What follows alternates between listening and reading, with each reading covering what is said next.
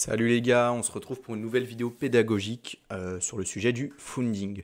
Au sommaire de cette vidéo, on commence par comprendre le funding, les sites que j'utilise pour le voir, comment l'interpréter, un exemple concret avec le funding combiné à l'open interest qu'on a vu dans la vidéo pédagogique précédente et un disclaimer. Comprendre le funding. Le funding rate, aussi connu sous le nom de taux de financement, est la commission qui est payée par les acteurs qui prennent position sur le marché des dérivatifs en perpétuel. Qu'il soit long ou short, le taux de financement est facturé aux acteurs du marché à intervalles réguliers, 8 heures pour la plupart des plateformes d'échange. Si le taux de financement est positif, les acheteurs longs payent ses frais aux vendeurs short. Si le taux de financement est négatif, les vendeurs short payent ses frais aux acheteurs longs. Les contrats perpetual swap n'ont pas de date d'expiration. Le prix a donc besoin de rester le plus proche possible du prix spot. Donc quand le prix du contrat s'éloigne trop du prix spot, le funding va forcer les traders à clôturer leur position pour éviter de payer le funding. Les sites que j'utilise pour voir le funding, on a CoinAlyze, pareil que le même site pour l'open interest et même pair, BTC-USD average de AGGR Trade, où on a en fait le cumul de toutes les plateformes d'échange, donc vraiment intéressant pour avoir une vision globale de ce qui se passe sur le Bitcoin.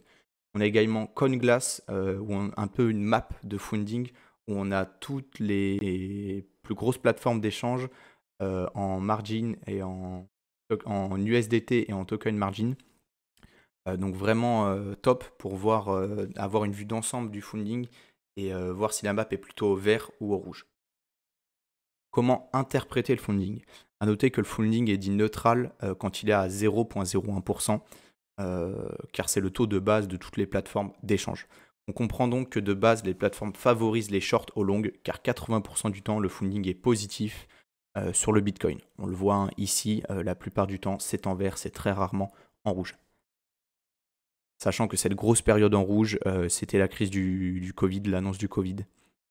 Donc, elle est légèrement à prendre en compte et toujours important de se rappeler du contexte. Le funding ne reste jamais très longtemps négatif sur le Bitcoin, excusez-moi, car qui n'aime pas acheter du Bitcoin avec de l'argent qu'on n'a pas et être payé pour emprunter cet argent? C'est juste, c'est pour ça que c'est très rare que le funding reste longtemps sur une période de funding négatif.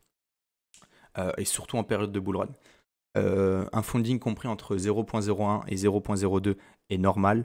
0.02 à 0.075 c'est élevé. Et plus de 0.075 c'est très élevé. Retournement probable. Plus le funding va être élevé, plus on va avoir un potentiel de retournement ou au moins de liquidation pour repartir dans le même sens. Toujours bien sûr le contexte. Quand je parle du contexte par exemple, ça me fait penser au coin SL de AX Infinity, le Play to Earn, qui est un coin qui est voué pour aller vers le bas, pour chuter. Donc c'est normal qu'il soit shorté et que le funding soit au-dessus du 0,075, mais c'est pas pour autant qu'il va y avoir forcément un retournement. Il peut y avoir des retournements pour aller liquider ces shorters, mais ça reste que très partiel.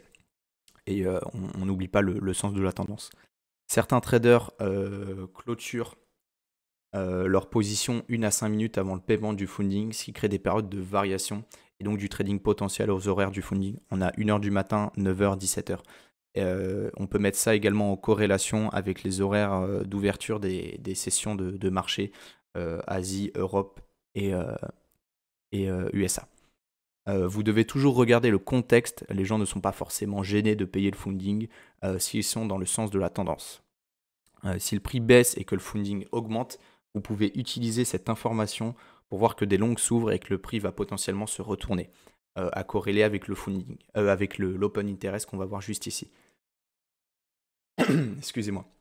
On voit sur la consolidation qu'on a eue ici l'été dernier que le prix était en range consolidation. L'open interest était amorphe, il ne prenait pas de direction précise et le funding était négatif. Donc c'était les shorts qui payaient les longues, ce qui veut dire qu'on va avoir un potentiel de retournement. Et dès que l'open interest a commencé à monter et que le funding, excusez-moi, est repassé en rouge, on voit que le prix est reparti en bull run. Et on peut voir qu'on est en train de faire la même chose ici depuis un petit mois. Open Interest qui est amorphe, Funding qui est dans le vert, donc il y a beaucoup de shorts, donc c'est parfait. Le prix qui commence à être en range. Donc c'est pour ça que je dis depuis un petit moment que pour moi on est en zone d'accumulation et que cette chute ne reste que partielle et qu'on va avoir du retournement dans les mois à venir. On voit également ici un point vert, donc des shorts qui sont payés, qui payent les longues dans une phase de bull run avec un OI qui latéralise, que moi j'aime appeler amorphe. C'est exactement ce qu'on veut voir pour recharger des bags quand on est en bull run, pour racheter. C'est des points verts. Vous voyez ici, point vert, à chaque fois c'est les bottoms dans les phases de consolidation de bull run. Donc c'est vraiment ce qu'on veut voir. Disclaimer de fin, comme toujours, on n'oublie pas que le trading est risqué, qu'il n'y a aucune garantie que vous allez gagner de l'argent. Tous vos gains, Waouh! Alors, vous kiffez? Je suis en aucun cas responsable de vos gains et de vos pertes, juste de votre apprentissage. Voilà, on finit par ça, je trouve ça magnifique. Je vous souhaite à tous une agréable journée et de bons trades.